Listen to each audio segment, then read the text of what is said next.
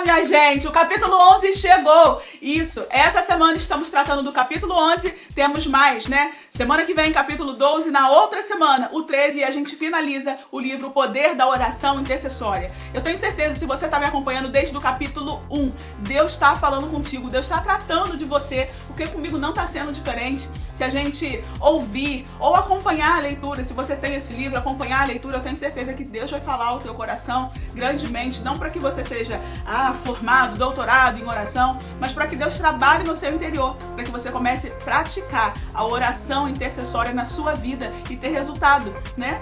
Para você mesmo e para aquelas pessoas que você ora, que você intercede, aquelas pessoas que estão à tua volta. Tenho certeza, se você está fazendo isso, essas semanas todas, capítulo após capítulo comigo, você já tem testemunho para contar e eu quero que você deixe aí, por favor, nos comentários.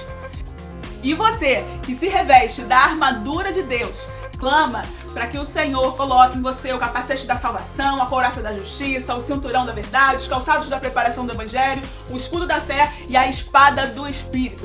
Fica comigo, porque Deus realmente vai fazer com que você venha proclamar, né, fortemente na intercessão. Como é que é proclamar na intercessão? Você vai saber agora. Hoje a gente inicia o capítulo 11, amanhã a gente finaliza ele, para que você fique assim, ó, nota 1000 naquilo que o Senhor vai tratar com a gente. Vamos lá, capítulo 11, proclamando na intercessão. Era o ano de 1980 e eu acabara de sair do seminário. Eu era espiritualmente radical bastante para orar por qualquer coisa que se mexesse ou crescesse. Era por isso que eu estava de pé no meio de um campo, lendo a Bíblia para a plantação. Agora, acho que consegui chamar a sua atenção. Estou brincando. Na verdade, não acho que eu seja maluco. Eu estava apenas aproveitando a dica de Jesus, que certa ocasião falou a uma árvore. Ele proferiu uma sentença de morte e no dia seguinte ela estava morta. Veja, Marcos capítulo 11, versículos 13, 14 e 20. Ele também falou com uma tempestade, ordenando-a que parasse. Ver Marcos capítulo 4, versículo 39.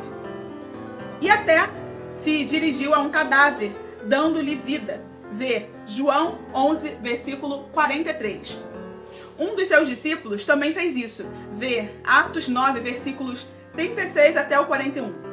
Não estou tentando iniciar um culto de comunhão com a natureza e certamente não acredito em comunicação com os mortos. Nem Jesus acreditava. Ele sabia que a natureza e as pessoas mortas não o estavam ouvindo, mas que suas palavras estavam liberando o poder do Espírito Santo para impactar essas esferas. Acredito que as nossas palavras, quando são as palavras de Deus e o Espírito Santo nos dirige a proferi-las, também liberam poder divino. É por isso que eu estava lendo a Bíblia sobre uma plantação. Na verdade, eu estava lendo sobre o campo e sobre algumas moscas que o estavam invadindo. Li as bênçãos de Deuteronômio 28 com relação à plantação. Bendito o fruto da tua terra, o Senhor ordenará a bênção em tudo o que puseres a tua mão, e te abençoará na terra que te der o Senhor teu Deus. O Senhor te dará abundância de bens no fruto do teu solo. Versículos 4, 8 e 11. Li o Salmo 91, versículo 3, com relação às moscas. Sobre ele te livrará do laço do passarinheiro e da peste perniciosa. As moscas morreram e aquela plantação viveu. A situação era a seguinte: um fazendeiro da Guatemala estava acumulando problemas financeiros em função de perdas anteriores e estava correndo o risco de perder milhares de acres de milho para aquelas moscas. Ele estava a ponto de gastar cerca de $25 mil para que aquela plantação fosse pulverizada com inseticidas. E nem tinha certeza se isso faria cessar a praga. Falamos com aquele recém-convertido sobre o princípio bíblico do dízimo e a promessa de que Deus repreenderia o devorador. Ver Malaquias 3, versículos 10 e 11.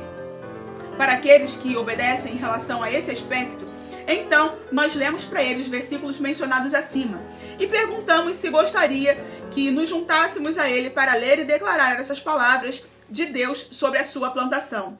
Ele fez isso, nós fizemos, e Deus também fez. A plantação viveu, mas as moscas e suas larvas morreram. A pulverização com inseticidas nem foi necessária. A colheita não apenas foi salva, como também foram economizados $25 mil que seriam gastos.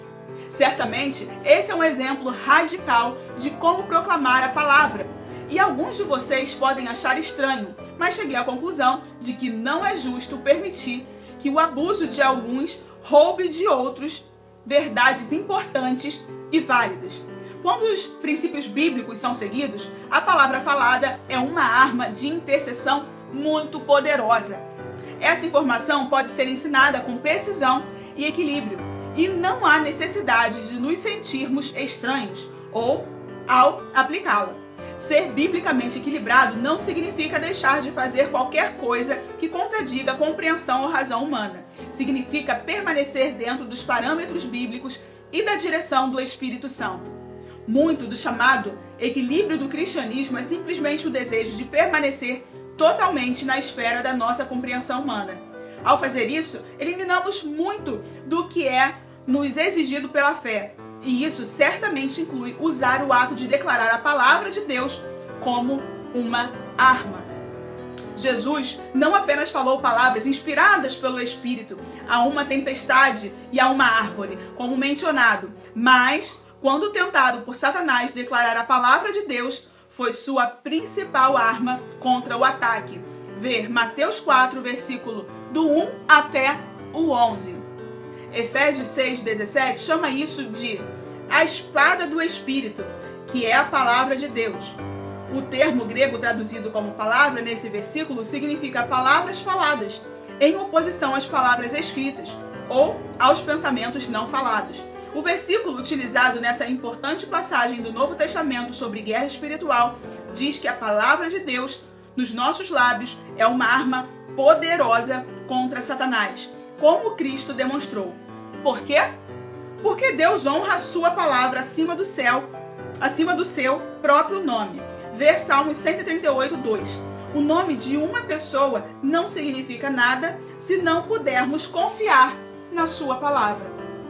Quando consideramos a palavra de Deus como infalível e totalmente poderosa, estamos dando a Ele a maior honra que podemos dar. Estamos declarando o fato de sabermos que Ele não pode mentir. Ver Hebreus 6, versículo 18.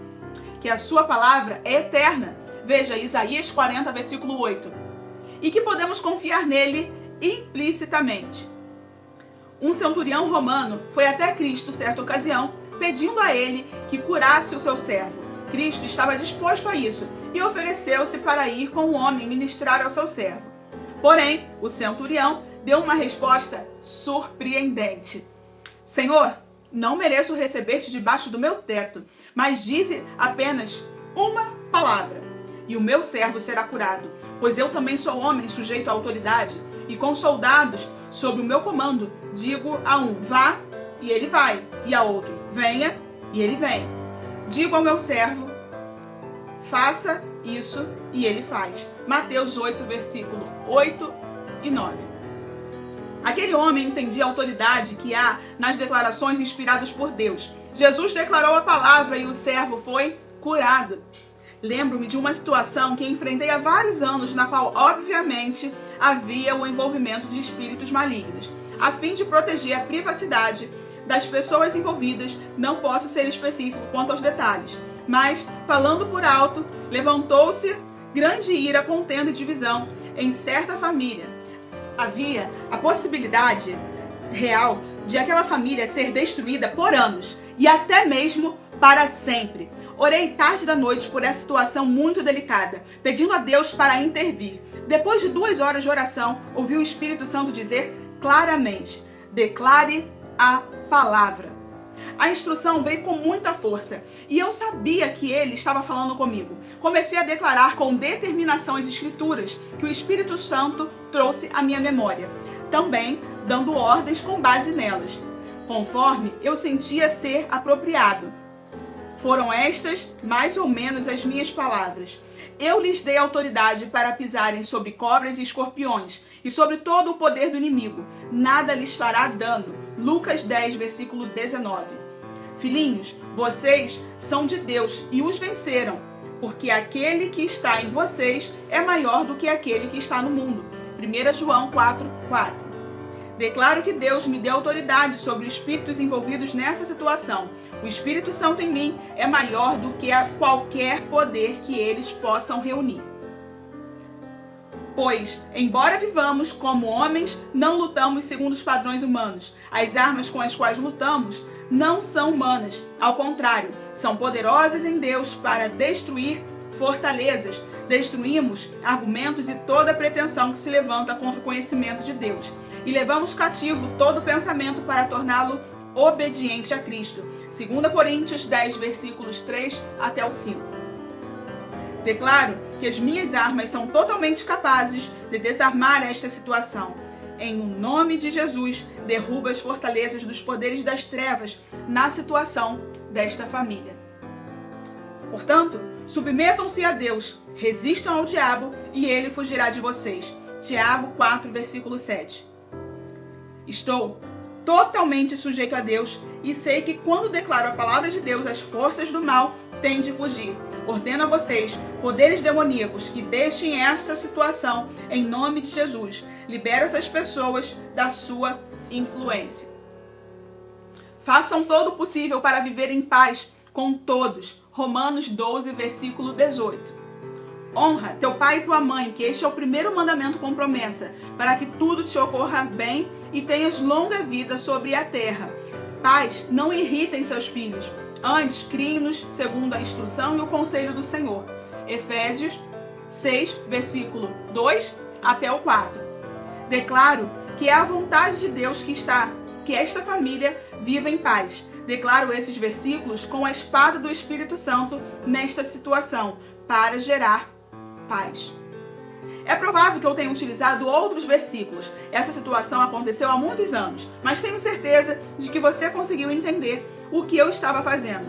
Depois de cerca de 15 minutos orando assim, senti uma grande paz em meu coração e fui dormir. Na manhã seguinte, cada pessoa envolvida havia experimentado uma mudança em seu coração e uma grande paz prevaleceu. O poder da palavra de Deus havia vencido os espíritos malignos e influenciado positivamente a mente e o coração das pessoas. Por favor, observe que eu não estava tendo uma conversa com aqueles espíritos, nem estava tentando exercitar uma maneira extrasensorial de conversar com as pessoas envolvidas. Eu simplesmente usei a palavra de Deus como uma arma na situação, e isso liberou o poder do Espírito Santo para prevalecer e fazer o que ele sabia ser necessário. Conheço alguns pais que declaram a palavra de Deus com diligência sobre seus filhos não salvos em oração, sem que eles ouçam, utilizando versículos como estes. Deus dá-lhes arrependimento, levando-os ao conhecimento da verdade, que eles caiam em si e fujam da armadilha do diabo, que os fez cativo para fazer a sua vontade. 2 Timóteo 2, versículos 25 e 26. Todos os seus filhos serão ensinados pelo Senhor, e grande será a paz de suas crianças. Isaías 54, versículo 13. Por esta razão, desde o dia em que o ouvimos, não deixamos de orar por vocês e de pedir que sejam cheios do pleno conhecimento da vontade de Deus, com toda sabedoria e entendimento espiritual. E isso para que vocês vivam de maneira digna do Senhor e em tudo possam agradá-lo, frutificando em toda boa obra, crescendo no conhecimento de Deus. Colossenses 1, versículos 9 e 10. Depois que esses pais declaram com ousadia e diligência o que as Escrituras afirmam, com o tempo, o engano e as cadeias que prendiam seus filhos foram quebrados e eles foram salvos. Conheci outros que fizeram o mesmo com casamento, finanças e outras questões. Eles simplesmente encontraram passagens bíblicas que se referiam às suas circunstâncias e as declararam sobre elas. Eu vou dar uma pausa aqui. esse capítulo, ele é interessante, mas ao mesmo tempo nós precisamos conhecer a palavra de Deus, porque à medida que a gente vai conhecendo, a gente consegue declarar e proclamar. E você pode falar assim, Gisele, mas eu não lembro, eu não gravo tanto assim a palavra de Deus. Deixa eu te contar um segredo. Eu também tenho dificuldade de lembrar onde estão as referências bíblicas, mas no momento que eu começo a orar, Deus me faz lembrar da passagem. E se eu preciso ver a referência, estudar mais sobre ela, eu anoto aquele pedacinho que sabia. E você conhece o amigo Google? Eu acho que sim. Lança no Google. Antigamente, que não existia Google, a gente não tinha esse acesso fácil à internet, eu tinha uma chave bíblica. Se você é dos tempos atrás e tem uma chave bíblica, compartilha aqui comigo, deixa nos comentários uma hashtag assim. Eu tinha uma chave bíblica, coloca a hashtag, né? Eu tinha uma chave bíblica. Alguns hoje não vão saber o que é isso, mas era onde a gente pegava uma referência, né? Não era um dicionário, vinha em ordem alfabética, mas não era um dicionário. A gente pegava uma palavra-chave, né, do texto que a gente lembrava e procurava lá e ela dava várias referências, né, que tinham essa palavra até a gente encontrar. Hoje, né, com a internet fica muito mais fácil. Então, se você tiver, né, um relacionamento com Deus em oração, você não precisa se preocupar em gravar versículos aonde está. O importante é você saber a palavra do Senhor e torná-la viva na sua vida e na prática. E aí, quando for oportuno, quando chegar o dia mau, né, você vai saber declarar sem necessidade da referência. E também você tem como se antever, usar essa palavra como espada para você avançar no reino de Deus. A gente pode tratar desses outros assuntos, né, amanhã, encerrando esse capítulo. A gente vai falar aqui de outras histórias bem legais que vão edificar muito a sua vida e eu aguardo você até amanhã. Só não esquece de uma coisa, antes de eu te dar um tchau, se inscreve nesse canal, isso vai me ajudar muito a continuar a levar essa palavra para outras pessoas e assim fazer com que o Evangelho alcance e transforme muitas vidas para a glória de Deus. E agora sim, um beijo e tchau!